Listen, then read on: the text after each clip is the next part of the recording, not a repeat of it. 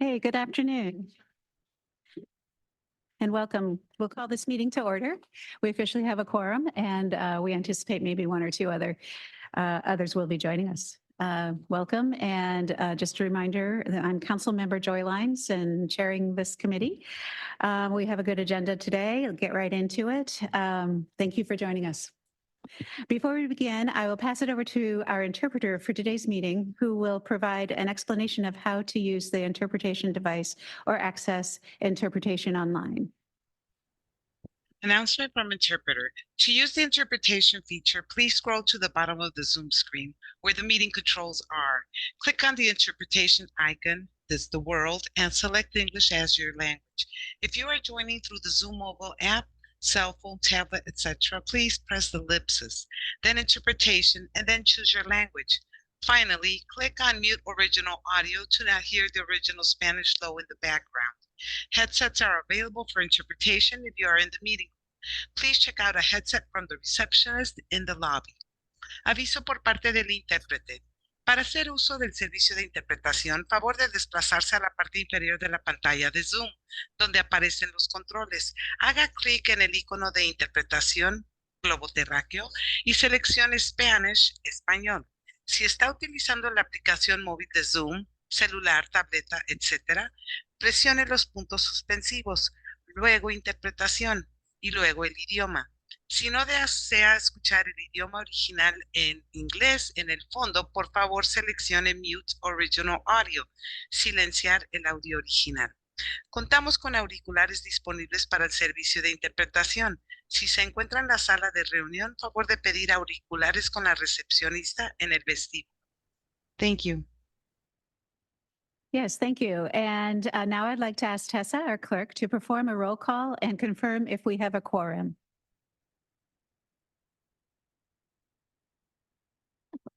Thank you, Chair. We do have a quorum. I will confirm for the record we have a quorum. Chair Lines. Present. City of Carlsbad. Here. Sorry, give me 1 second. Thank you. Thank you. Rob Efforts. Here. City of Chula Vista, Todd Phillips. Here. City of Coronado, Jesse Brown. Here. County of San Diego, Julie Marlette. Here. City of Del Mar, absent. City of El Cajon, absent. City of Encinitas, Patty Anders. Here. City of Escondido, Oscar Romero. Here. City of Imperial Beach, Megan Openshaw. Here. City of La Mesa, Lynette Santos. Here. City of Lemon Grove is absent. City of National City, Carlos Aguirre. Here. City of Oceanside, absent. City of Poway is absent. City of San Diego, Seth Lichteney. Here. City of San Marcos, Saima Qureshi. Here. City of Santee is absent. City of Solana Beach, Joseph Lim. Here. City of Vista is absent. The Air Pollution Control District is absent. Caltrans, Reese Allen. Here. San Diego Local Agency Formation Commission, North County Transit District, and MTS are absent. The Regional Airport Authority, Ralph Redmond. Here. The County Water Authority, the Port of San Diego, and the Southern California Tribal Chairmen's Association are absent, and that confirms a quorum. Well, thank you very much. Now we'll review the process, the meeting process that we have. I know we have at least one new member here present today. And so I'll review for everyone and for the new member. As far as the working group, when you'd like to speak, please raise your hand and I will call on you. And Tessa, can you provide a quick reminder of how the public comments will work? If you're in person and you would like to comment on any one of the agenda items, please submit a speaker slip to me. You can find them in the back of the room or out on the reception desk. And if you're online and you would like to comment on any item, just please raise your hand at the start of the item presentation and you will be called upon. We call on those in person first and then those virtual. Thank you, Chair. Okay, thank you, Tessa. And before we leave these introductory welcoming remarks, do any members of the working group have any questions before we continue? Seeing none, we'll go on to item 1, communications, member comments, and public comments.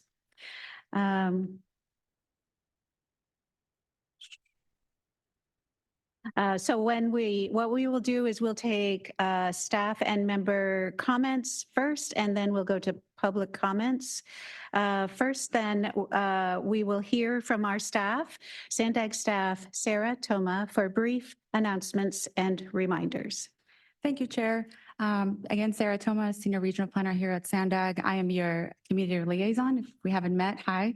I'd like to introduce Chesley DeLeon. She is taking over our working group coordinator for Carrie. And I'd just like to give her a little time to present herself. Thank you, Sarah, and good afternoon, everyone. I'm Chesley DeLeon. I'm a regional planner here at SANDAG. I've been here for over a year now. I'm on the Sustainable Communities team with both Sarah and Carrie. Carrie's been showing me the ropes on being a coordinator for this working group. So I'll be corresponding with you for future meetings, and I look forward to meeting you all and working with you all. Thank you. Thank you, and welcome, Chesley. Thank you, Chesley. We have a upcoming working group joint working meeting that we just wanted to share a little bit more about with you guys. So SANDAG is currently planning an upcoming joint working group with all the working groups to discuss how to make the working groups more effective for staff and to allow them to be better informed, to better inform their leaders. During this workshop, working group members will also discuss future work plans. This idea came from discussion during our board retreat about the working group needing to collaborate better and be more informed about what is being discussed at each meeting. This workshop will be led by an outside facilitator. As of today, there's no set date, but you can anticipate this workshop to occur sometime in May or June. Just keep an eye out for more information. And my last announcement is we just wanted to congratulate Coronado for receiving a complete housing element. And that completes our announcements. Thank you for those announcements. Congratulations, Coronado. And at this time, I'd like to ask if the working group has any questions about the announcements that Sarah just made. Okay, seeing none. Now, do we have any comments from the public, clerk? Thank you. I do have one public comment. The original draw, please go ahead. Yeah, when we are talking about a sustainable communities and whatnot, and we have an invasion happening on our border and we're doing anything but acknowledging it, we're actually helping facilitate it more and more. And over 45 million people have come into our nation and illegally. Over 500,000 children have disappeared that came unaccompanied, that just disappeared. I don't know how you just lose children like that, or you lose millions of people they just got away, right? But it's like, we're not going to have any kind of a sustainable community when we're engaging in this. We're actually engaging in the destruction of our nation by allowing it to happen and asking, police officers and people that are supposed to stop it to actually stand down and help facilitate it. So I'm wondering what you all think of what's going to happen when, there's more and more of them and we're all fighting for resources and whatnot. I mean, why does it have to be like, who else needs to be murdered in order for this to stop? Does it need to be someone in your family? And that concludes the public comments on this item. All right, thank you. Our next item is the consent agenda. We'll proceed with the consent agenda, which will include items 2 and 3. Item 2 is the February 15th meeting minutes, and item 3 is the revised 2024 Sustainable Communities Working Group schedule. The schedule has been revised to change our regular December 19th meeting to December 12th, based on direction from the working group. Do we have any comments? My notes say from the public, but I think I ask the working group first. Okay. Any comments from the working group on the consent agenda? None. Okay, thank you. Are there any comments from the public? I have one public comment on this item, the original draw. Please go ahead. I just want to say whoever's recording the minutes doesn't do a very good job. It's like it depends on who's doing it in whatever committee or board or whatever meeting. Sometimes there'll be more of a record of what was spoken about, and other times it'll just say names. So I think it would be beneficial for the public to have a little bit more of a record so that they don't necessarily have to go and watch however long the meetings run for to find out what happens, that it should be something where they can go in and read that and get a summary of what took place, as opposed to just having, words like a name or whatnot. So I don't know who's doing them in the different meetings, but maybe they need to, share notes on how to do better to provide the people with more transparency and more of a record of what takes place in the meeting. So, if they need to get together and someone needs to share what they're doing that is different, that may help, that may benefit the people. That concludes the public comments. Okay, yes, thank you. Now we're looking for a motion to approve items 2 and 3. Do I have a motion? So moved. Todd Phillips from Chula Vista. Is there a second? Second. Jesse Brown from Coronado. It's a little bit at an angle, but thank you. Okay, now it looks like we're going to call for a hand raised vote. Is that correct? Okay, everyone in favor, raise your hand. Anyone? Okay, it looks unanimous. Is Are there any abstentions? no abstentions. And that motion passes. Thank you. On to item 4, which is the 2025 Regional Plan Draft Sustainable Communities Strategy Land Use Scenarios. Sarah Thomas is going to present, and Carrie Simmons and Drury Viola are noted as presenting this item. Thank you, Chair Lynn. Again, my name is Sarah Toma, Regional Planner here at SANDAG. Carrie and I both will present to you our draft sustainable community strategy, which we'll refer to as SCS. You'll hear that a lot throughout our presentation, through our land use scenario. Just wanted to give a little fair warning. The presentation is a bit lengthy, so just bear with us, but we will do a recap at the end of the presentation. Go ahead, Carrie. Great. Hi, everybody. Nice to see everyone. Again, my name is Carrie Simmons. I'm a regional planner here at SANDAG on our Sustainable Communities team. And Sarah and I have developed this presentation for you and excited to take you through it. So this is our agenda for the day. Again, the focus of this is on our SCS land use scenarios and methodology. Sorry, this thing is... There you go. All right. So we're going to kick it off today with talking about some terminology. Many of you have probably heard it before, but we want to kind of get everyone on the same playing field of what a couple different planning processes are that you'll hear us mention today and how they intersect and how they're different. We're then going to get into some requirements on the SCS so you can kind of understand they're pretty instrumental in how we created our methodology. So we want, for you all to understand what we had to kind of go through to develop this. Then we're going to touch on our timeline, where we've been, how we kicked off this SCS development and where we're going. And also want to highlight the outreach efforts that we've done with all of you to develop it. Then Sarah's going to take over and talk about our draft SCS scenarios and the methodology. We've created some maps that will really help illustrate what these scenarios look like across the region. And finally, like Sarah mentioned, we're going to end in a summary. So you all have some key takeaways to go back and share with your staff, share with your leadership. So everyone's understanding of what the SCS is. So like I mentioned, we're going to start with some terminology. So as I said, these are a couple different planning processes on the screen here that we kind of refer to a lot. And while they are connected, we want to really highlight that they are different processes. So first, which you've all heard of before, is our Series 15 Regional Growth Forecast. This is a demographic and economic forecast that we develop every 4 years for the Regional Transportation Plan. It's the latest in our 4-year cycle. So Series 15 is for the 2025 plan, Series 14 was for the 2021 plan, and in 4 more years, we're going to develop Series 16 for the 2029 plan.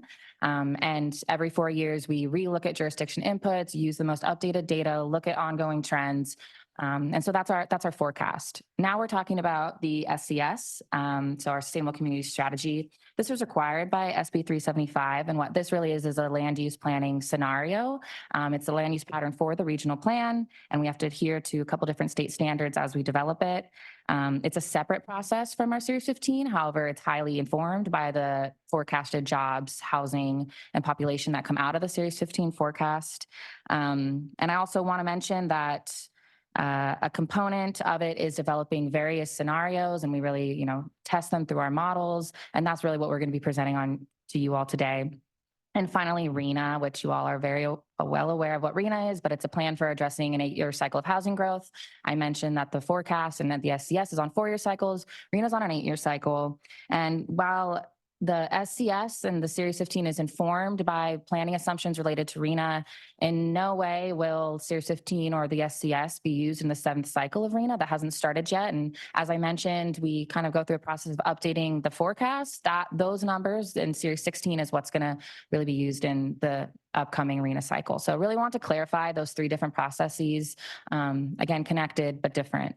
And the other terminology I really want to highlight here is our transportation investment areas. And if you were at our task force meeting, you would have heard this, but these are what used to be called mobility hubs, which were one of the big 5 moves from our previous regional plan. This new regional plan, they're being rebranded to transportation investment areas, or TIAs, which you will also hear us refer to throughout this presentation.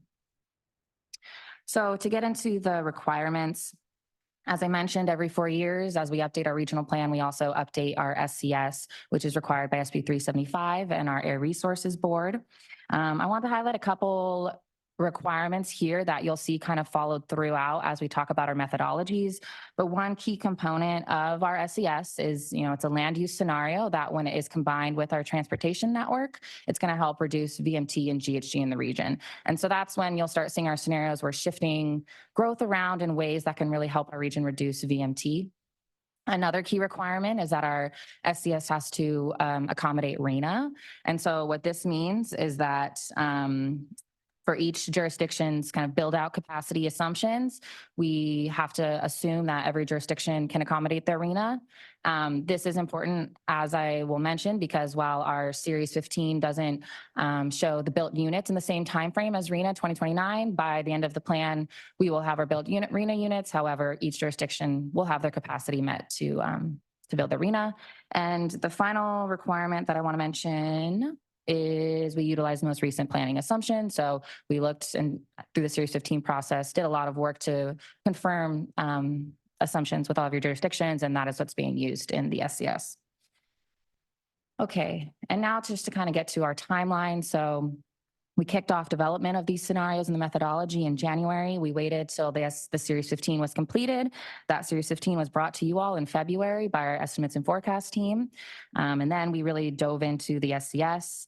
We started developing the SCS by looking at what was done in the 2021 regional plan, which really focused on TIAs and mobility hubs. We also looked at the most recent planning assumptions that we understood from the Series 15 work that was done. We also looked at some recent legislative bills around how we could potentially think about shifting housing in the SCS scenarios. And then finally, we really looked at our initial concept that came out of the 2025 regional plan, which many of you were on some of those calls, but we looked at where future transportation investments would be going and how we could really align that with future growth. So from there in February, we formalized our 3 scenarios and we presented it to the Series 15 task force, which many of you all were at. This task force, as you know, is comprised of local jurisdiction staff, and they've been really instrumental in developing our Series 15 and now our SCS, and we're really grateful for everybody's involvement there.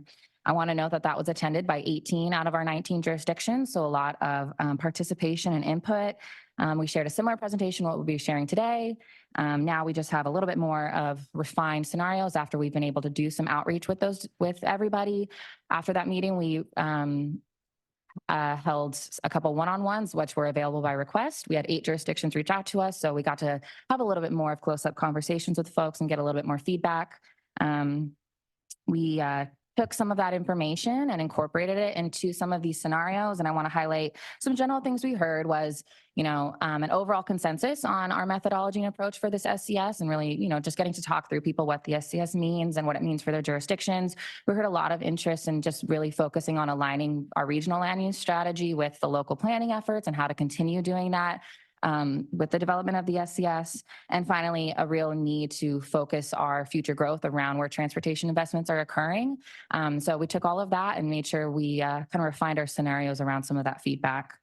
And then throughout March and April now, we're really working to test these scenarios in our transportation land use model and try to start assessing how good they are and successful they are in reducing VMT. So that's essentially what we're going through right now. We're still working to refine these and really understand how successful they're going to be in meeting our GHG goals.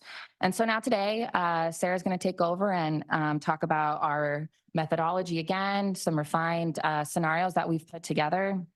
And again, start to show some maps so you can really start to see illustrative wise where some of the growth is going and just get a better understanding of what these scenarios are. So with that, pass it over to Sarah. Perfect. Thank you, Carrie. So for the 2025 SCS land use, we developed 3 scenarios. Scenario 1 is proposed as the land use scenario input when modeling begins in May for the initial concept network, which will be presented to the board as part of the regional plan in the summer. While scenario 2 and 3, which we have shared with you all at the task force meeting, those are going to be presented to the board as options should they choose to select different land use scenarios to support meeting our GHG target.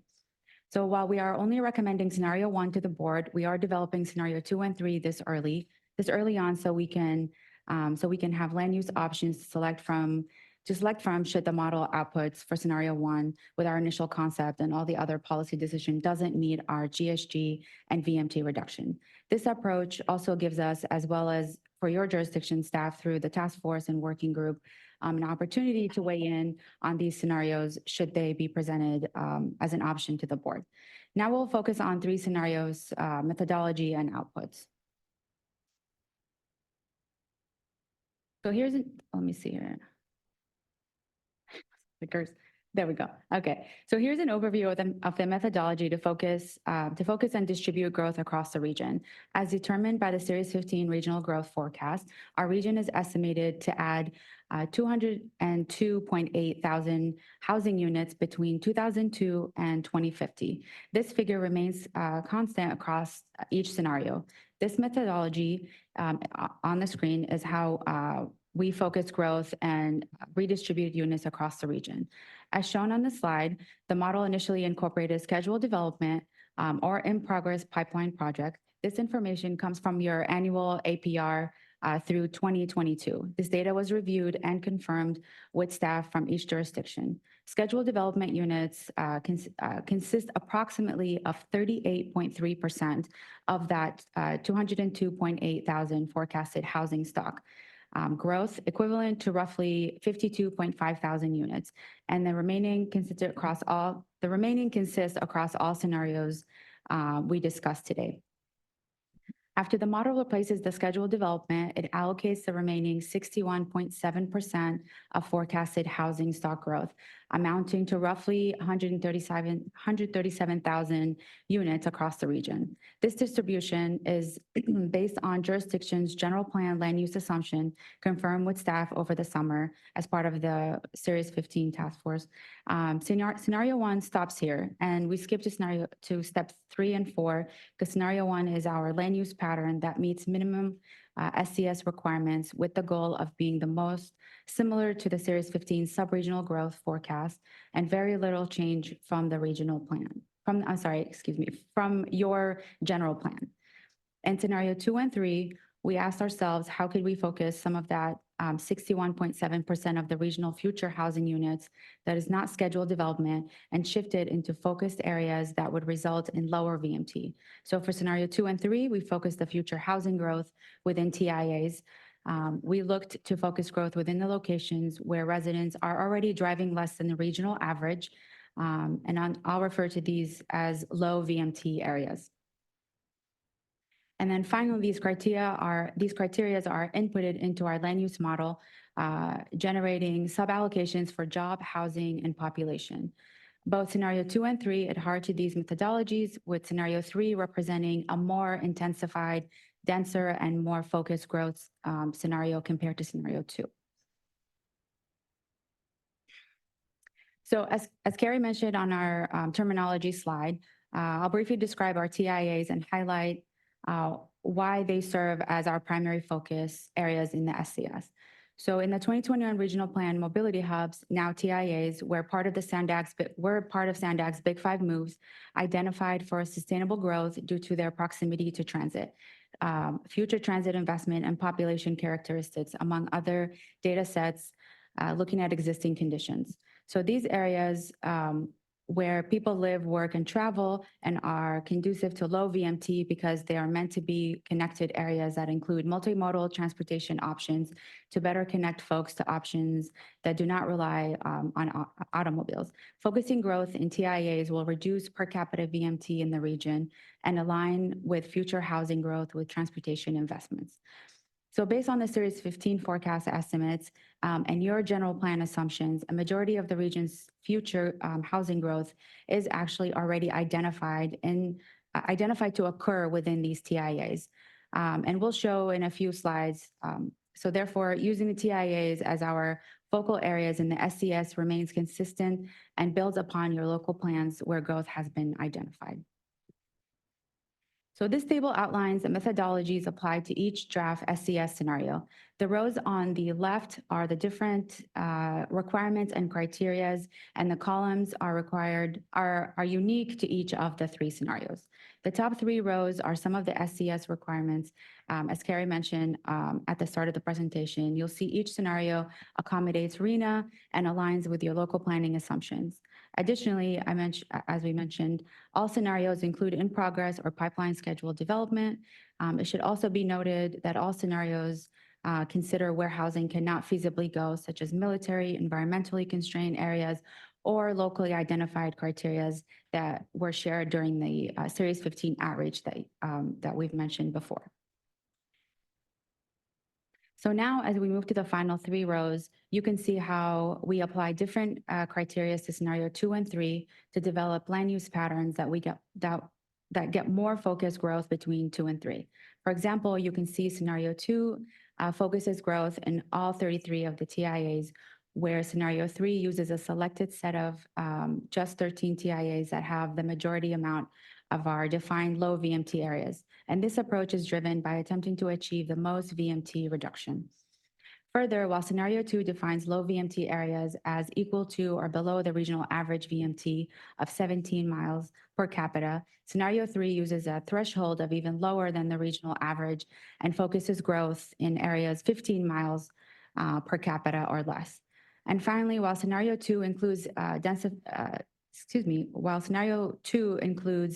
densification and land use changes, they are limited to just the urban core, whereas scenario 3 assumes some level of densification across the 13 selected MOHUBs, with the urban core included even more densification than the other TIAs. So as a result, scenario 3 can be thought of as the best attempt to create a scenario to get the most VMT reduction as a result of the land use. Now that you have an overview of the three scenarios, methodologies, and how they differ, I will now go into each scenario and share some maps to illustrate how these scenarios result changes in future housing growth. So as we've mentioned, scenario 1 meets minimal requirements of the SCS with the goal of being most similar to the Series 15 forecast presented to the working group in February, and scenario 1 is intended to closely mirror your general plan assumptions. And then these assumptions were thoroughly reviewed with your staff over the summer as part of the Series 15 development. There are minor differences with our scenario 1 than the Series 15 sub-regional forecast, and that is a result of a couple of jurisdictions provided build-out capacity below the RENA determination for the Series 15 forecast work, so we updated that information to include it. And then this change resulted in a very minor shift across the region, with almost all jurisdictions differ less than 0.05% than their Series 15 sub-regional forecast numbers. So these numbers were presented to the Series 15 task force. Again, scenario one is proposed to be the land use scenario input when modeling begins in May for the initial concept network. So I'll now illustrate where this growth in scenario one is actually going. And over the next slide, you'll see as I click through, you'll see a series of maps. And we'll start with the base map here, which is the 2022. And I'm sorry if it's a little bit harder probably to see on our big screen, but maybe you can zoom in on your iPads. And this represent existing housing units on the ground today. And then as we click through, you'll see it'll kind of fade away. And then you'll see the dark dots appear. And maybe I'll do it again just so like this is the 2022. And then it fades away. And then these are the growth. And then this represents the additional housing growth region that will add by 2035. And then today we're focused on the 2035 because this is the GHG reduction year we look at for the SB 375 requirements. So while we noted we did not apply a methodology to focus growth in scenario one, we wanted to include this slide to highlight that under scenario one. What can be considered business as usual by 2035, roughly 79% of the housing growth is anticipated to occur within the identified TIA. Because scenario one mirrors your general plan, this means that your local plans would organically result in almost 80% of future growth occurs in a TIA. This is important because the state requires us to consider local plans and policies when developing the SCS. This map indicates that your jurisdiction desired growth pattern based off your general plan is already in line with SANDAG's identified areas of sustainable growth. We are excited to see the results because this highlights alignments between regional and local planning efforts in the region and without applying any methodology to shift the growth. And then this slide speaks to a regional summary for scenario one. Each of the scenarios, we will look at a similar set of maps and you will notice these regional similarities differ a bit. The three highlighted TIAs indicate in TIA within the most regional share of growth. As you can see, the urban core makes up roughly 24% of the regional growth. Mission Valley makes up 9%. Otay Ranch makes up 7.7%. And this is essentially identical with what occurs in the Series 15 forecast. So as we mentioned, scenario two is now shifts all future housing growth that is not pipeline projects into the TIAs. You'll notice we have also included a County of San Diego's development feasibility area and Poway's smart growth areas. This was a result of coordination with these jurisdictions who lack TIAs to identify sustainable locally identified areas for growth to achieve VMT reduction. Although not displayed on this map, growth is specifically focused in areas that are below the regional VMT within the TIA. And additionally, we made some densification changes solely in the urban core in the city of San Diego. No other TIAs or jurisdiction have land use changes or densification occur in scenario two. So again, we'll now click through the mapping kind of exercise. And then, so again, this is the scenario two regional housing growth 2022. And then the base year will fade away. And then you'll see the dark blue pop up representing the future housing units are occurring. And then you'll see just a little change. Just a little change to see what is happening is growth is now shifting into the TIAs, those county DFAs area and some into Poway smart growth areas.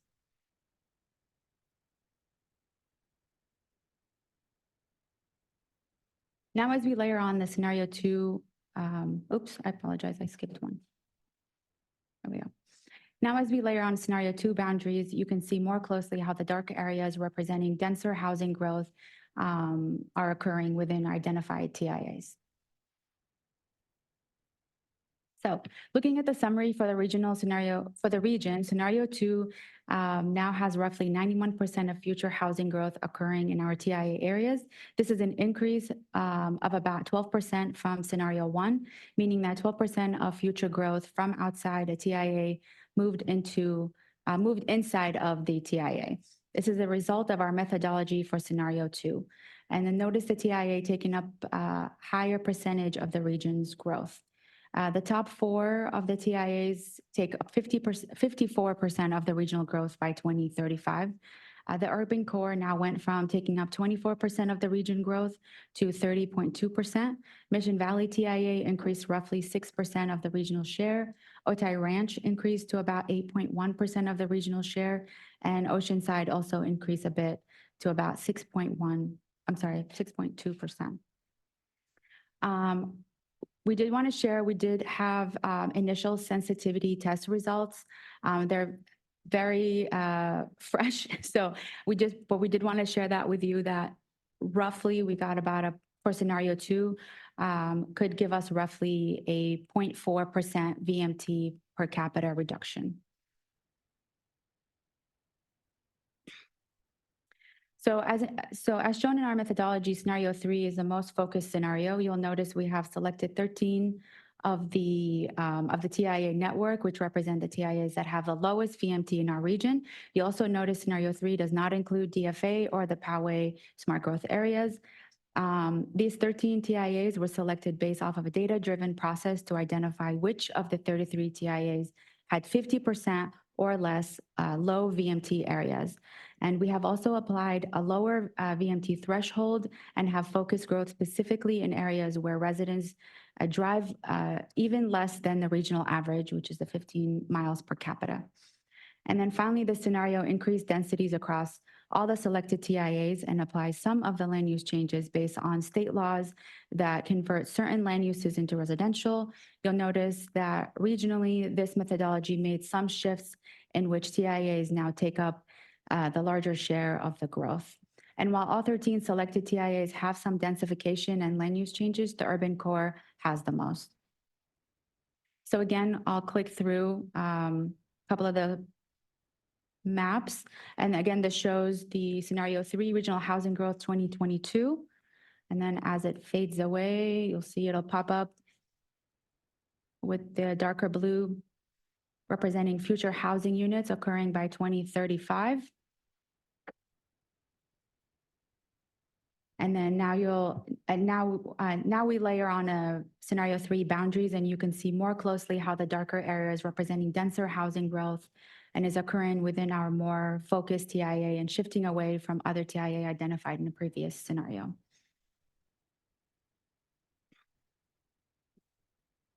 I'm almost done, I promise. Looking at the summary for our region, scenario 3 results in 92% of the growth occurring in a TIA. When looking at the 13 focused TIA, roughly 71% of the future growth has been shifted here by 2035. You also may notice that some of the top growing TIA have switched from previous scenarios. This is the result of our methodology, looking at TIAs that give us the strongest VMT reduction. These 3 TIAs listed as urban core, Escondido, Kearny Mesa, and they now take up 52% of future growth housing. 52% of future regional housing growth by 2035. And then the urban core takes up about 40% in scenario 3, Escondido takes up 7.1%, and Kearny Mesa takes up 6.1%.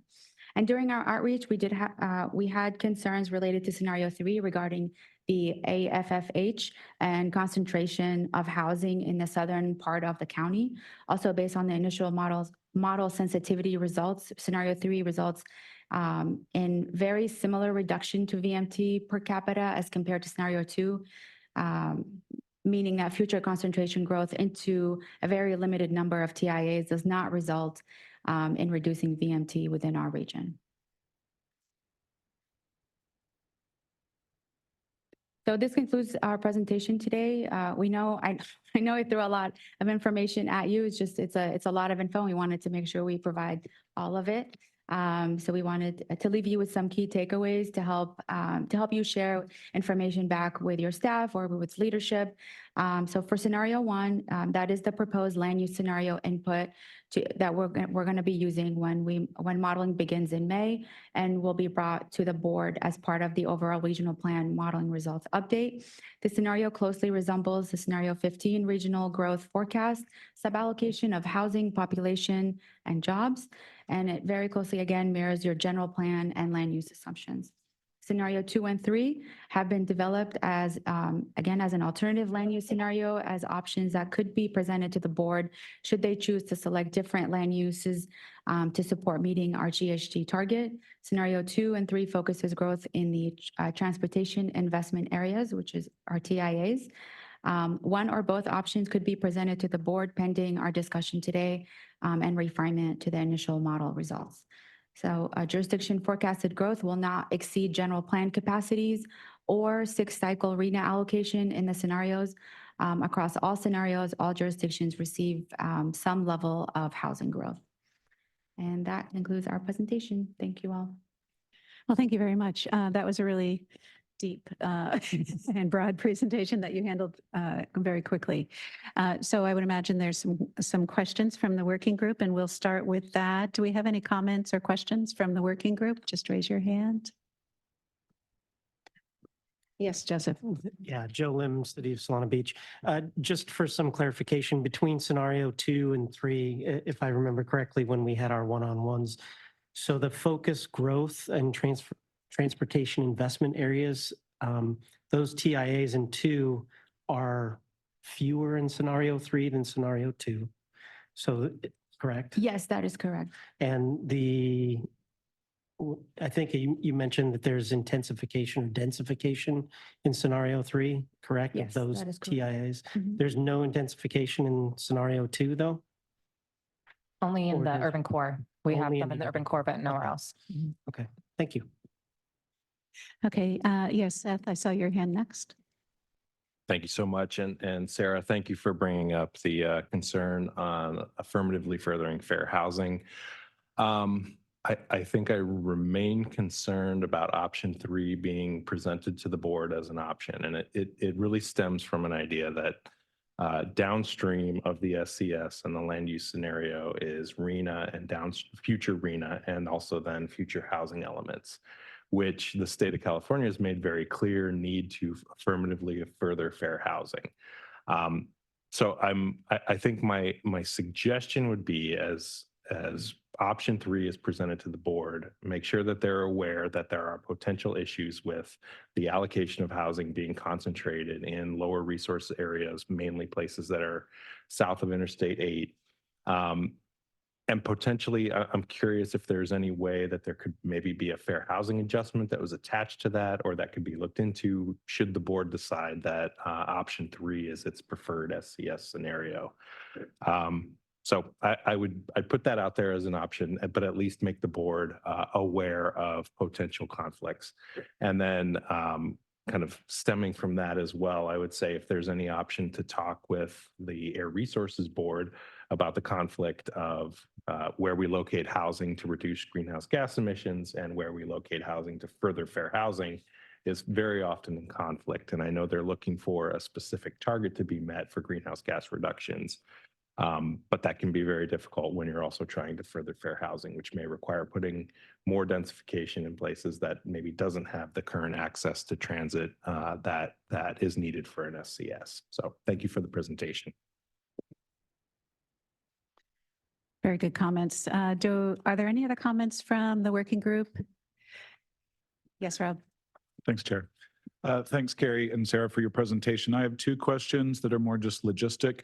One is, I see in the maps that the dots, the heat map of sorts, does say a number of units associated with the dots, but when could we expect a table of maybe the units per jurisdiction or census tract, some breakdown within the jurisdiction? And then will we know if, will the working group get the results of the GHG modeling before it goes to the board, or will we receive that at the same time or when the board receives it?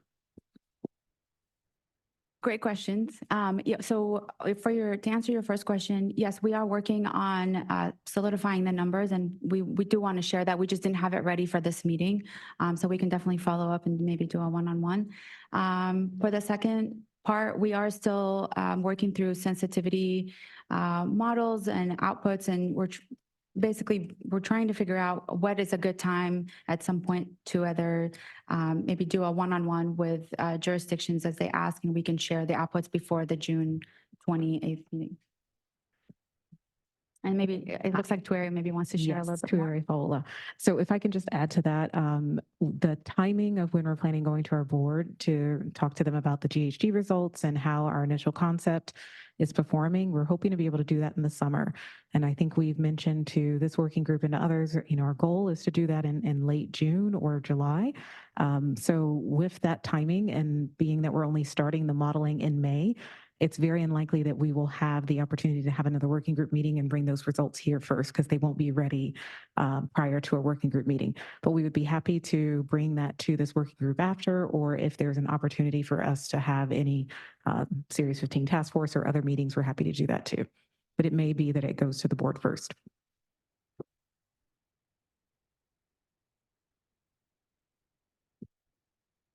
And just a follow-up question on that, is there interest from this board, and maybe Rob, I can ask you to get that information prior to when it's available, if it's available prior to the board meeting? Yeah, I mean, I think it would be great if you could have comment, concurrence even, if we were able to evaluate that and then be able to forward that to the board. Thanks for that clarification. Any other working group, either comments or questions at this time? Yes, Joe. So just to follow up, I appreciate Seth's comment. I certainly am also, I think I've made my statements and concerns about the RENA down the line, as well as it relates to the SCS. It may be for different reasons. But the one thing that I think that we need to communicate to our council members is how is this going to affect our land use decisions down the line. So any of that information that's being requested, if we can get it sooner, that would be great. That's all. Thanks. From the perspective of a novice here, but new to this working group, is there any insights that staff can provide based on Joe's question at this time? So your question was, we're really curious about how this will impact each of our jurisdictions. Our concern, I'm glad it's not necessarily identifying intensification in some areas, and I understand Seth's concern in the urban core for San Diego. But if there are things as far as that would potentially impact us and what our RENA housing number in the future is, because I think all of us as jurisdictions are struggling to meet our RENA numbers. While we can plan for it, the state's leaning towards penalizing us for not actually having the development occur. So that's why, at least I'm so concerned about it for our jurisdiction. We can't dictate the market and where that housing actually goes. We can encourage it. We can plan for it. I think we all here agree that we need to plan for it, and that's what we're trying to do. But I think there needs to be another mechanism for us to evaluate where those numbers should be. Yeah, and I think as we tried to convey before, that the RENA process is separate and different than what we're doing for the Sustainable Community Strategy, and that this is really focused on a land use scenario. And to Seth's point, California Air Resources Board is more focused on reducing VMT and GHG, and then we have HCD that is very focused on number of housing units. We're hoping actually to continue to have this conversation about the disconnect and just about RENA reform as a whole with our executive committee next month. There was a whole presentation in March where we had HCD come down and talk to our board, and they were able to voice some of their disappointments, frustrations, opinions about RENA to HCD staff. And so we're going to be having a follow-up discussion with our executive committee on actions that they'd like us to take moving forward. But I do want to just be clear that they are separate processes.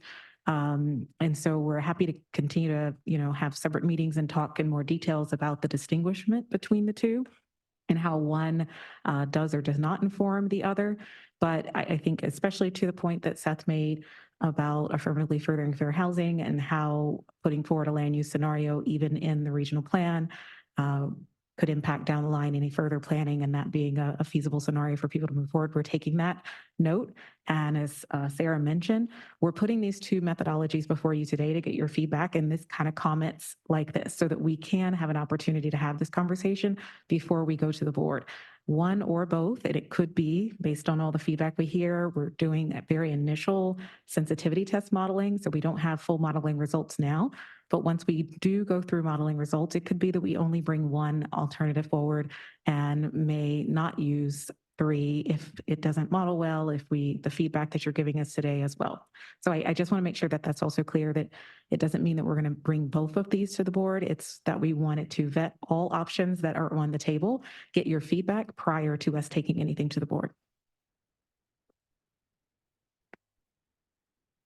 Well, good. Thank you for kind of daylighting that question of the connection between the land use scenarios and RENA, and thank you for clarifying that discussion. It has been started and will continue at a high level in SANDAG to help us understand that. All right. Any other working group questions at this time? Great, seeing none. We will go to the public comments then. Are there any public comments? Thank you. I have one public comment on this item, the original draw. Please go ahead. Yeah, it's just interesting to see, how much work gets done to just do all these studies and different things. If we spend as much time building housing, there would be a huge difference in what takes place. But just the fact that, the state wants to penalize for, not meeting needs, but what's happening is all the state's regulations are keeping the housing from being built. So it's like by following this climate god and acting like we need to save the planet and like anything that we're going to be doing is going to do that, it actually impedes the ability for housing to be produced because it takes way longer, and there's way more things that you have to go through in order to just get a permit. And with the revolving door of changes that happen on a regular basis, people have to then go re-permit and whatnot just to, be able to move forward. And a lot of times in the cities, you're wanting to push density that the cities aren't wanting in those areas or whatnot. And it should be the communities that are locally deciding what happens in their own community, not coming down from the state. Your time expired. That concludes the public comments. All right, thank you very much. Thank you, staff. As they pack their things and move along, we'll start with item 5, value capture in the San Diego region. I would like to now introduce Tim Garrett, SANDAG Regional Planner, who will present an update to the Regional Value Capture Study, which evaluates the land value capture mechanisms that can aid SANDAG and partner agencies in advancing regional housing goals and raising sustainability revenue to implement regional plan objectives. Great. Thank you, Chair Lyons and members of the Sustainable Communities Working Group. Happy to be back here. I presented this very similar presentation to the Sustainable Communities Working Group last year. Since then, presented it also to Social Equity Working Group, Transportation Committee, Mobility Working Group, and Regional Planning Committee. So I'm making the rounds and just wanted to circle back on this since we have completed this study. Since last presentation, it was still ongoing. So just as a reminder of why we're here, SANDAG plays a really important role in providing transportation investments throughout the whole region, and that can have a really big effect on what happens to property values, and it has an important, the way that local jurisdictions set up their policies can have really big effect on how the jurisdictions are able to raise revenue to provide public services and for SANDAG to make those investments in the first place. So last year, SANDAG conducted a regional land value capture study as part of our housing acceleration program. So really rooted in how we can use these techniques to improve the amount of housing that we're providing as a region, but also ways to generate sustainable revenue to build many of the regional plan projects that we have. And so, so we're using this study to provide information and recommendations to local jurisdictions as it's demonstrating that these are tools in the toolbox, one of many things that you can use to advance these goals. And to demonstrate kind of what value capture is, I presented this last time to the example being, if we have a piece of vacant land, it has potential, it could be useful, but as it is right now, it doesn't have a whole lot of value to it. But as public agencies like SANDAG, like cities, as they're planning infrastructure that'll kind of be proximate to that piece of land, it's increasing the value of that land. And so the public is making an investment, they're planning, they're studying, providing infrastructure, they're getting construction funding lined up. And so that's providing value to the property owner without the property owner necessarily doing anything themselves. And so at the end of the day, when those infrastructure investments are made, property owner has a big boost in their wealth. And so the idea of value capture is for the public agency to recapture some of that increase in wealth, the increase in land value, in order to recompensate the public agency for making those investments in the first place, and to provide broad public benefits instead of just concentrated ones. And so value capture is a concept, but the way you implement it is through certain tools. And these are a few of them here on the screen. There's certainly more of them, but these are the ones that we highlighted in our study and focused on. So the first three, community facilities districts, special assessment districts, and impacts fees, they act as somewhat of an assessment on properties. So it's kind of an additive thing. Whereas tax increment financing and the form that we have in California available now is the enhanced infrastructure financing district. That's not additive, but it's just reallocating taxes that would be collected already, such as property taxes, and refocusing them into one particular area to help pay for infrastructure investments in those areas. And so we've got the key stakeholders that are involved, descriptions, and the applications. And this is a non-exhaustive list, as I mentioned. Joint development is a similar related topic, but also distinct in the sense that the other ones are taking advantage of increase in value of privately owned property, whereas joint development takes advantage of publicly owned property and opportunities to make better use of that land. So an example of this is when a transit agency owns land adjacent to a transit station, they could lease the property to a private developer to build housing or mixed use property on that site. There's a lease payment, and so there's a public benefit in that case as well. So highlighting a case study of how some of these tools can be used, this is a very recent example, Aggie Square in Sacramento. And so this is a $1.1 billion multi-phase innovation and research district adjacent to the UC Davis Medical Center in Sacramento. And it's currently under construction now.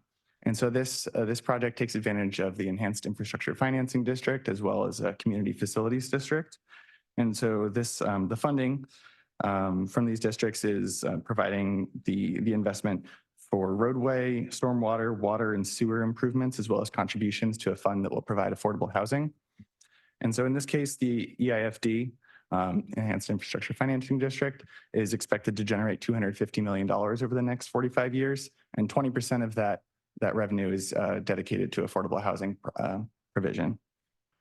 And so the CFD, Community Facilities District, is used in combination with that. And so the future leaseholders that will be on the site here pay an assessment into this district. And so the combined revenues for the EIFD and CFD are used in combination just in order to take advantage of when money is available kind of sooner and then growing over time in order to provide those infrastructure investments. And so the takeaway here is that value capture tools can be combined to accelerate delivery and make money available to help build these projects. And so case studies, we looked at a bunch more. We wanted to kind of bring that back into the San Diego region, take a look at opportunities here. And so we have a screening tool that if you use it, you go through and evaluate whether or not value capture is appropriate for a certain project, certain development plan. and then evaluate whether certain instruments would be most appropriate in that situation. So asking if it's eligible and then what types of instruments would be suitable. And yeah, so we have an interactive tool that's used, and I'll talk about that in a later slide. But yeah, this is available for use by local jurisdictions. It's available on our website. And then similarly, we have a joint development tool. It's within the same tool, but you can also kind of do the same thing for joint development. Is this property a good use for joint development? Will it generate meaningful revenue, and will it allow you to achieve your goals? And that's taking into consideration real estate market viability, the ease of implementation, and whether or not the project's likely to generate a return. And then just quickly to go through, and we have a full study available online with more details on this, but just to say that once we developed the tool, we applied it by looking at a couple of opportunities, and this is hypothetical. It's not related to the SCS or RENA. It's not related to any proposed development plan, but this is just to demonstrate the potential effectiveness of these tools in operation. And so we looked at Kearney Mesa, linking that to the concept that we have for the Purple Line commuter rail, which was in the 2021 regional plan, and we're currently studying that now at SANDAG. We envisioned that there will likely be a station in the Kearney Mesa area, and so we imagined that the provision of this new transit service will provide kind of the impetus for future development. And so we estimated how much development could be kind of captured within the station area according to the market demand for housing and other non-residential uses in the region, how much of that could be captured in the Kearney Mesa area, and then what would be the according increase in land value and how much of that could be captured through an EIFD as well as a community facilities district in order to compensate for the provision of the Purple Line or to provide other community benefits, stationary improvements. And so we determined that over $1 billion could be raised over 45 years under this hypothetical scenario. And so this is a demonstration of how it could be used. And we also did a quick evaluation similar for another hypothetical scenario, not a proposed investment or proposed development for the Tecolote Road trolley station, which is on the Midcoast UC San Diego Blue Line extension, opened a couple years ago. So right now in that station area, it's just a surface parking lot and then some commercial properties, but the Marina Corridor specific plan has a bit more envisioned for it. And so we imagine that some of the joint development could take advantage of this. MTS will own that property. And so there's an opportunity there to make better use of that than just surface parking lot. And so we determined that on the publicly owned parcel, 240 housing units could likely be built at an affordability requirement 15%. I believe that was at 80% area median income, and as well as a mixed use property. So 10,000 square feet of retail. And so it appears to be financially feasible. And so this was part of the demonstration as well, that this joint development also appears to be a good strategy for continuing to pursue for MTS and NCTD owned properties. And so considering lessons learned from researching the different instruments, looking at case studies, developing the screening tool, and then evaluating local opportunities, really the next step is implementation. So how do we go about creating districts? And that's really the goal of the study. It's to, SANDAG did this study. And so the goal is to provide the information to the local jurisdictions to help implement things. And so successful implementation really requires a coordinated land use and transportation strategy. And so it depends on different agencies within the region working together, which we know. So identifying roles and responsibilities and getting partners and stakeholders on the same page is really important. Coming up with a regional vision for how, how these tools and other tools could be used to make better link our transportation and land use planning is important. And then implementing and having ongoing feedback loops to share best practices as certain jurisdictions might start implementing things, have lessons learned, and share those with other partners. And then after, have the foundation underway, prioritize and implement specific sites. So we had a demonstration here of the Kearney Mesa and Tecolote Road opportunities of how to start developing that business case needs to be supported by, much more rigorous analysis to determine what the market will support, how much revenue could be generated, what the financing capacity is to provide the necessary infrastructure. But this is really the steps to go about creating some of these districts. And so we learned a lot from the study and want the tools to be useful for you. I mentioned that the study and the screening tool are available on our website. They're also linked in the staff report today.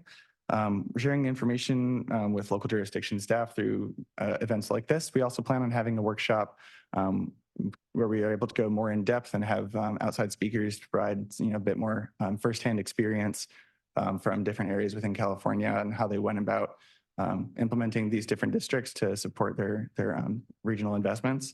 And so that's we're still working on the date for that, but likely to be in May. And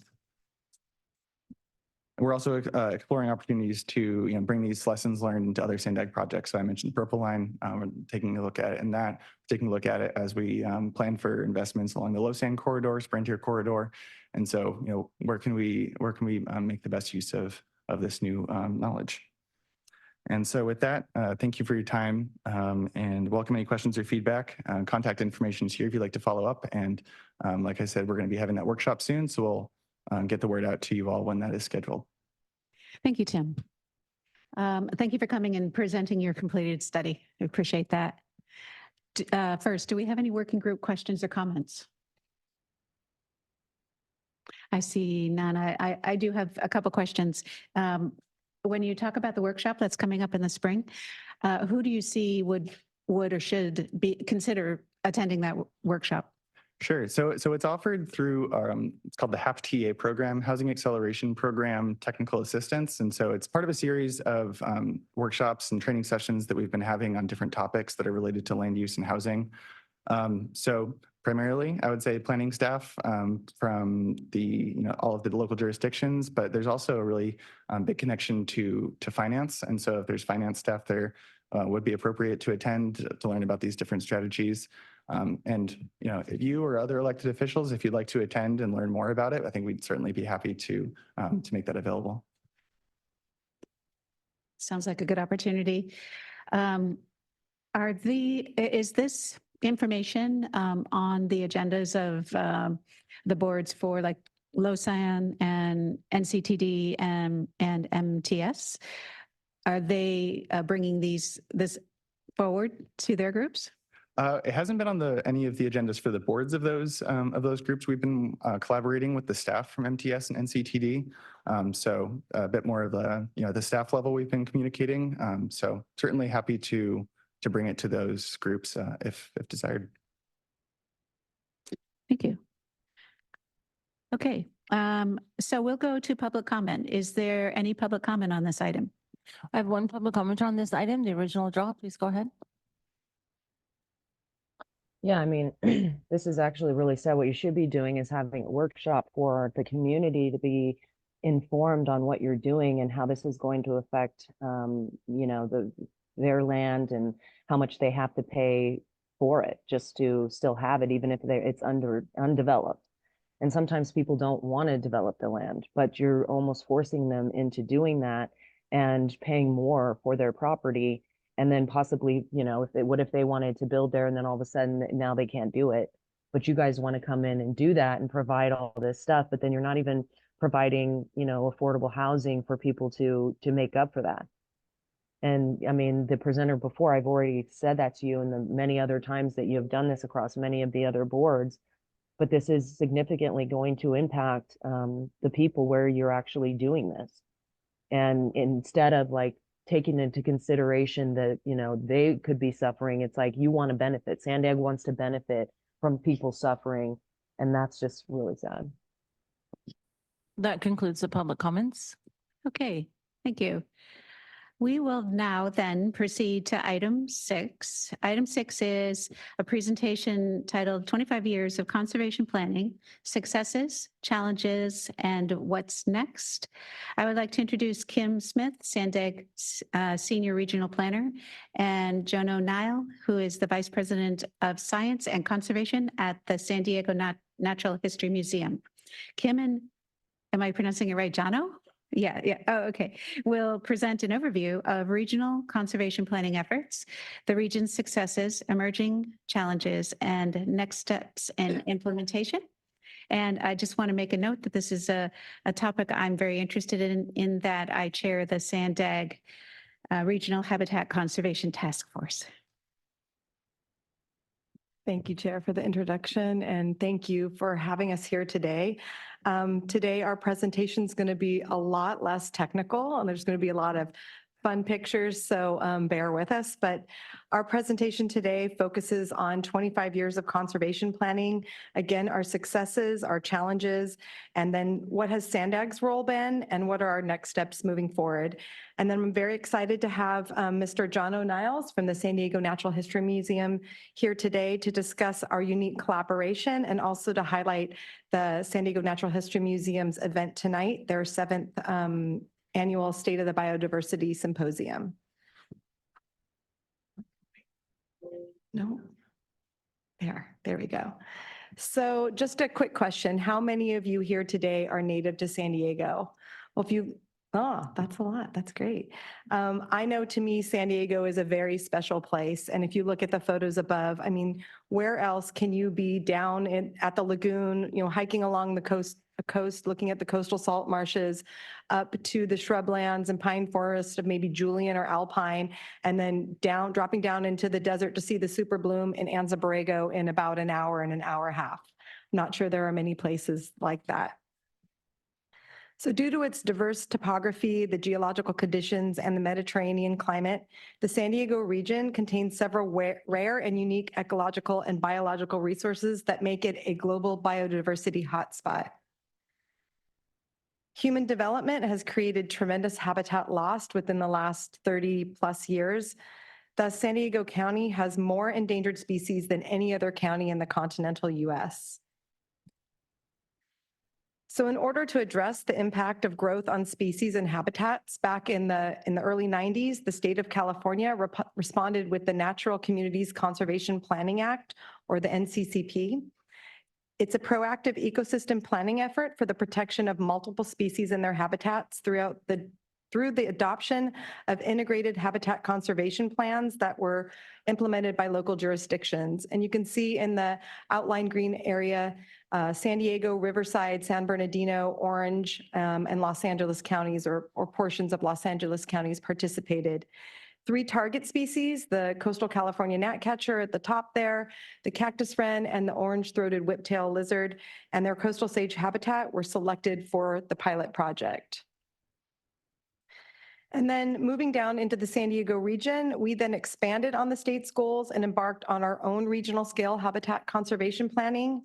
The goal again was to protect multiple species of conservation concern, their habitats and ecological processes, but also allowing for planned development and economic growth.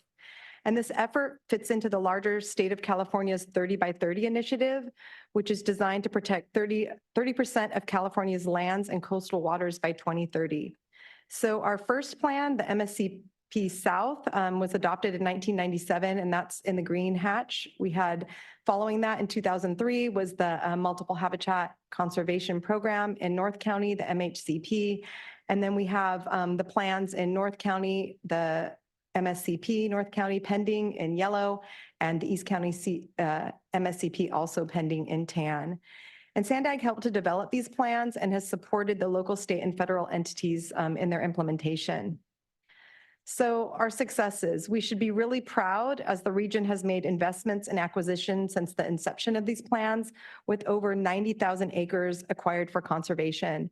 You can see on the map above our baseline conservation, it's in green, and then the 90,000 acres is showing up in pink.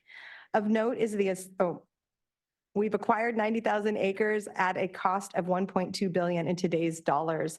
And of note is the establishment of the San Diego National Wildlife Refuge and the expansion of the State Ecological Reserve in South County.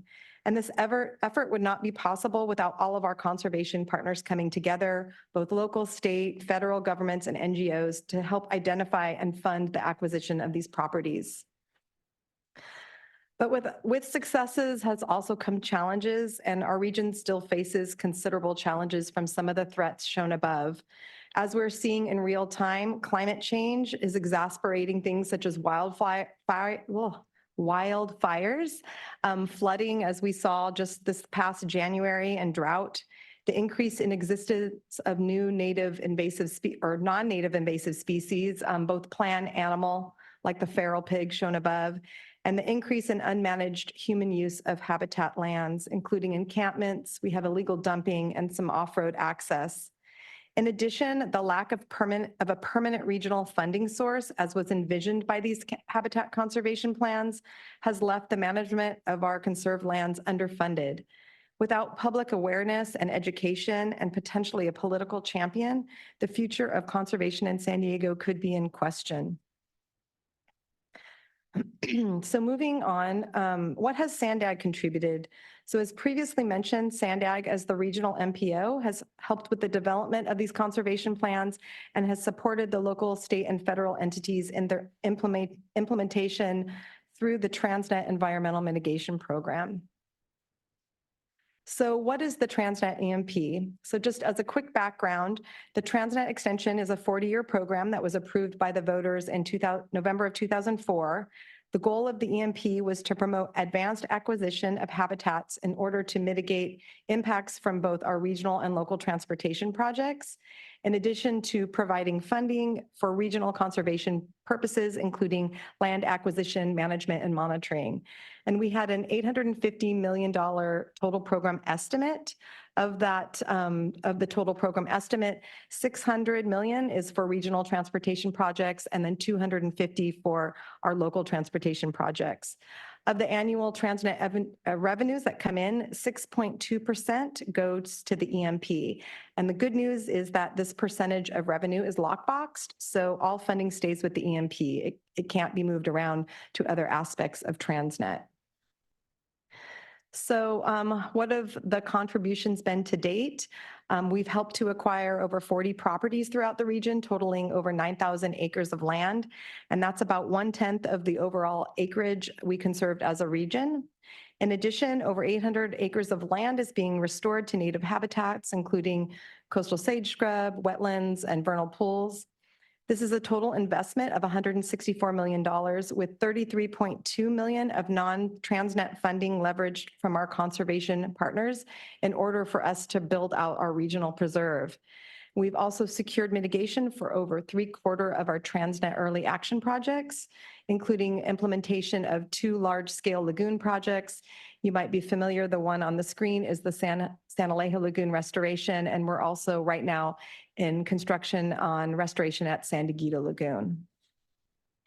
In addition, the EMP has contributed over $59 million to the region to help with the management and monitoring of our open space lands from some of those threats that you saw on the previous slide. To date, there's been a total of 136 projects awarded funding through our successful EMP land management grant program, totaling $18.8 million to local jurisdictions, organizations, and nonprofits. And some of the projects you can see shown on the slide above, but habitat restoration, non-native species eradication, fencing, and signage projects, all that aim to protect sensitive species such as the western burrowing owl and the snowy plover. And then finally, the regional monitoring program has been another success for our region. The EMP established the first ever regional entity, the San Diego Management and Monitoring Program, or SDMMP, to coordinate efforts to integrate science into the management and monitoring of our open space. Last year, the SDMMP released the State of the Preserve Report, which is shown on the slide above, and the Preserve Metrics Dashboard, and that details the health of our regional preserve in real time. So if you go to sdmmp.com, you can, on that site, you can, it gets you into the dashboard, and you can see how some of the species in our regional preserve and habitats and some of those threats, how they're doing. Attachment 1 of your agenda provides additional highlights of the EMP in our annual report. So what is next for conservation in our region? Over the past year, SANDAG has been focusing its efforts to work with all of our conservation our stakeholders and members of our Regional Habitat Conservation Task Force to implement the Regional Habitat Conservation Vision that was included in the 2021 Regional Plan. And you can see above, it's to protect, connect, and respect. So the vision sets out goals and objectives in order to complete our regional habitat conservation plans in order to protect sensitive species and their habitats in San Diego for future generations. So the plan identified $3 billion for these habitat-related efforts, which include enhanced habitat conservation, management, and monitoring, included funding for nature-based climate solutions, in addition to land acquisition and restoration for habitat mitigation for our transportation projects. However, in the plan, there were really no details that spelled out how those funds would be spent and what those funds would exactly go for. It was very broad. So this is where our near-term action comes in. SANDAG is tasked with completing a regional habitat conservation report to identify and monetize those gaps in conservation efforts throughout the region and assess opportunities in the future to fulfill those gaps. And just this past year, really starting in September, SANDAG reached out and we partnered with the San Diego Natural History Museum and the University of San Diego Nonprofit Institute to develop a regional stakeholder workshop that would look at the state of biodiversity in our region and help identify those gaps, priority needs, and opportunities. The development of the workshop was informed by a 12-person steering committee with representatives from all over the conservation sector, including resource agencies. We had the county, the city, nonprofits, our tribal community, 6 of which were also members of our task force. So on February 22nd, SANDAG and the NAT hosted the San Diego Biodiversity Conservation Summit, as you can see on this slide. It was very successful. We had over 200 participants from the conservation sector, representatives from all of your local jurisdictions, government, academia, nonprofits, both our tribal and military community, and organizations from across the border in Baja California. So the aim for the summit and the subsequent report is to be a tool for everyone to effectively address our region's most urgent conservation needs in the coming years. And then finally, what are our next steps? So since the summit in February, our team and our steering committee has been busy synthesizing and analyzing the data and trying to put it into a draft regional habitat conservation report. And I'm happy to say tonight, the NAT is going to be hosting their 7th annual State of the Biodiversity Symposium. The invite was included in as attachment 2 to your on your agenda. And so maybe I'm hoping to see some of your faces there tonight. Preliminary draft results of the report are going to be presented at this event. Then in early May, the draft report will be released for public review through the NAT, and then we're expecting a final report in August of this year. Then in August through September, it comes back into SANDAG staff where we will be evaluating and monetizing those regional habitat conservation needs based on this report with some sort of draft white paper presented to our task force in September. So with that, I'm going to turn it over to Mr. John O'Niles. He is the Vice President of Science and Conservation at the San Diego Natural History Museum, and he's going to be highlighting our event tonight, discuss our exciting new partnership with the museum and what 150 years of conservation looks like. Take it away. Thank you. Well, thank you very much, Chair and members of the working group for this invitation. Thank you to Kim and to Keith for a lot of cool partnerships that the NAT has been working on over the years, as well as a lot of the member jurisdictions here. I'm quite new to my role. I've been there just over 2.5 months, hoping to see some of you tonight or at some of our NAT at Night events. Maybe some of your kids or grandkids or neighbors have come to some of our educational programs, but it's a wonderful building in the center of Balboa Park. I'm still getting lost in finding things like I never knew existed, pseudo scorpions in really weird boxes in dark closets. So it is a classic museum experience. One of the great things that we're celebrating this year, in addition to our work with SANDAG that Kim talked a lot about, is our 150th anniversary. So there's not many institutions, especially scientific and educational institutions, that have been serving the San Diego mission area and Baja California and into Imperial County. And we're just really excited about the 150 years. We've had some ups and downs. We're in a really stable position with a great board, a strong reserve, good leadership, some of the greatest scientists and educators in the region. So definitely open invitation for you to come and visit. With enough warning, we can get some behind the scene tours where you really get to see a lot of the collections that we work on.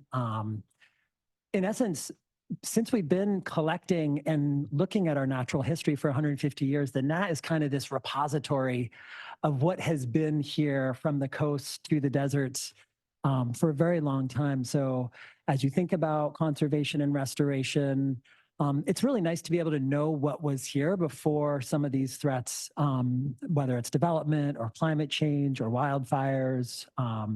It's just nice to have what was that map of what was here before. And of course, we might need to adjust that as we move forward, but we're a great resource. We love partnerships and collaboration. So definitely encourage you to reach out if you want to work on any education or scientific stuff. I think we're terribly proud of what Kim kind of outlined, just to kind of maybe double click on some of the highlights about this partnership around biodiversity, countywide biodiversity conversations, and coming up with some ideas for what's next. The last workshop we had was almost sold out. If you were there, it was a really vibrant conversation. Kim's already laid out a lot of the constituencies that were there, and we started to flesh out what are some of the key themes and tensions and issues that we need to work on. And tonight, just on my way down here, I found out that tonight we seat 300 people in our auditorium. So that's our limit. They sold out a couple hours ago. So again, what's really great to kind of hear is that we've got this conversation that's going on. So just huge gratitude to SANDAG, to Kim and Keith and others here for bringing us into that, and hope to see you either tonight or reach out. And we'd love to talk about science and education with any of the member jurisdictions out there. So I guess I'll turn it back to the chair or open it up to questions. Thank you.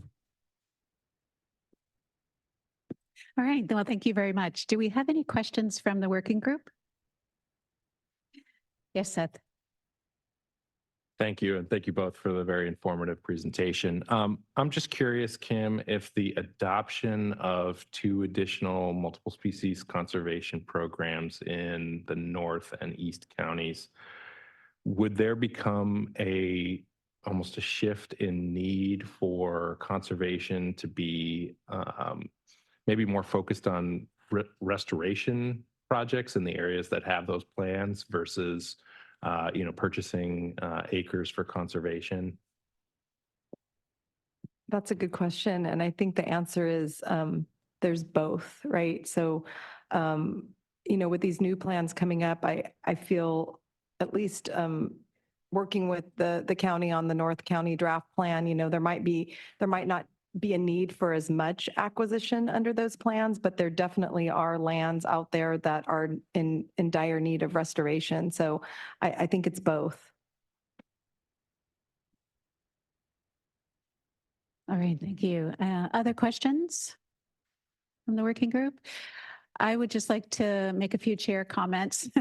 And I appreciate the work that you've done, Kim, and your team. And with the Regional Habitat Conservation Task Force, I really think it's quite unique and also quite smart to partner with the NAT. And with that partnership, I see that you're communicating with everyone is communicating at a broader level with a broader range of people in different ways. So, very technical, scientific, and also very broad and educational, so that the NAT brings a piece and SANDAG brings a piece. And so part of that is coming here to present. I appreciate that you've done that. And it really leans in the direction of us making sure we are aware of other things SANDAG's doing that are aligned in some ways with our efforts in the Sustainable Communities Working Group, focused on quality of life for our residents and and quality of the environment at the same time. And as Sarah noted, when we in our opening remarks, we are looking to expand our engagement with other working groups so that we do understand the breadth of, and I think that brings us all a lot of power in what we do. We're not necessarily, there's not a benefit necessarily to being siloed, but I think there's a great deal of benefit to understanding the breadth of what's being worked on at SANDAG, but also the benefits to the community and quality of life and quality of the environment. So those were just my chair comments. Anything else before I go to public comment? Okay. Are there any public comments? One public comment, the original draw, please go ahead. Yeah, it's interesting because we're billions of dollars that you're spending on this.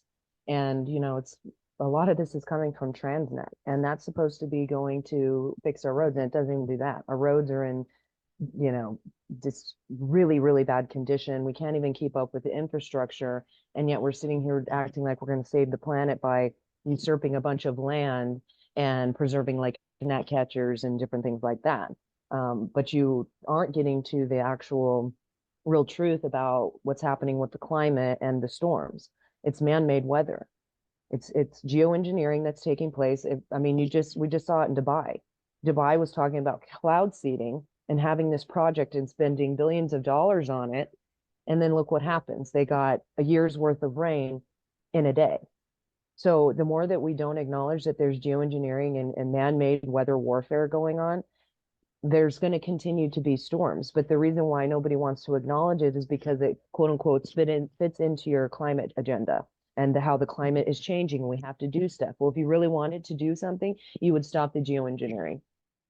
Your time expired. That concludes the public comments. Thank you. We'll proceed then to item number 7. Item number 7 is adjournment and upcoming meetings. The next Sustainable Communities Working Group meeting will be held June 20th from 1:30 to 3:30 here in the SANDAG boardroom. As a reminder, if any working group member has suggestions for future topics for items for our upcoming year, can you please email Sarah and Chesley and let them know. And so, Tessa, are there any members of the public that wish to speak at this time? No, we have no more public comments. All right, thank you. With that, we're adjourned.